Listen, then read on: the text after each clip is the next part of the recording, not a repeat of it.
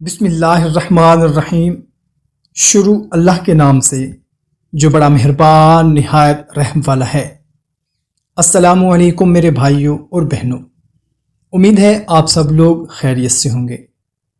دوستو، دنیا کا کوئی بھی مسئلہ ہو، قرآن پاک پڑھ کر اللہ سے دعا مانگے۔ قرآن پاک پڑھنے کے بعد اہل ایمان کی دعائیں اللہ تعالیٰ قبول فرماتا ہے۔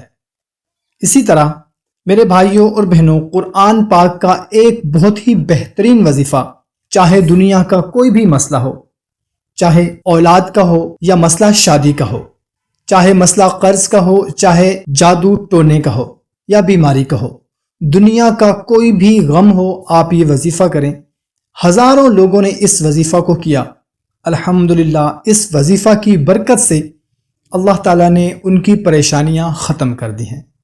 تو وظیفہ یہ ہے کہ اول و آخر 11 بار درود ابراہیمی پڑھیں اور درمیان میں 11 بار سورہ فاتحہ اور 11 بار آیت کریمہ لا الہ الا انت سبحانک انی کنت من الظالمین، اور اس کے بعد 11 بار قرآن پاک کی آخری 3 سورتیں، سورہ اخلاص، سورہ فلق اور سورہ ناس پڑھ کر اللہ کی حضور رو رو کر گڑ گڑا کر دعا مانگنی ہے۔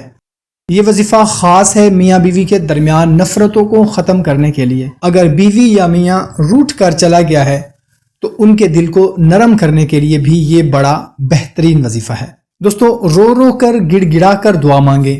آپ کو پتہ ہے، دعا اللہ تعالیٰ کو اپنے دل کا حال سنانے کا نام ہے۔ اللہ کو اپنا دکھڑا سنانے کو دعا کہتے ہیں۔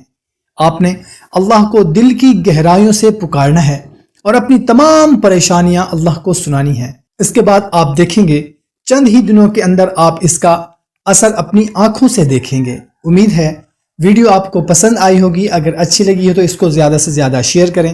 ملتے ہیں نئی ویڈیو میں، اپنا خیال رکھیے گا۔ اللہ حافظ۔